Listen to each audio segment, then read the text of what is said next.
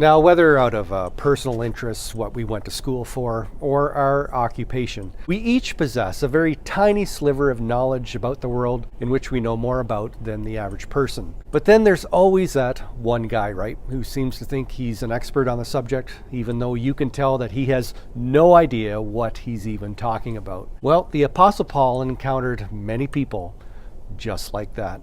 Now, Paul was a top-notch academic, one of the finest in ancient Israel. And yet when he came to the Greek city of Corinth to preach the gospel there for the very first time, he deliberately chose to dumb himself down and just preach the simple gospel. You see, while Paul knew that the Corinthians were interested in talking about grand philosophical ideas, he also knew that they were really more interested in how intelligent, wise, and knowledgeable they sounded by talking about those things. So even though Paul could have wowed the crowds with his great learning and rhetorical skills, he deliberately chose not to.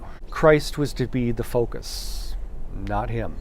Unfortunately, not long after Paul left, many of his new converts fell back into that old pattern of thinking and began to treat Christianity in like manner. So in what is known to us as 1 Corinthians, Paul had to remind them that God's wisdom is very different from the world's. It's not showy and boastful. In fact, it can be really quite counterintuitive. As a result, Paul claimed that if you really want to be wise, if you really want to understand God's wisdom for yourself, then you must be willing to humble yourself and run the risk of being considered a fool.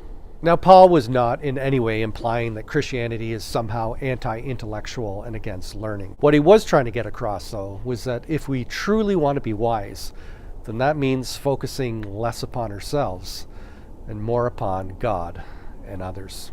Please do consider sharing this video, and as always, thanks for watching.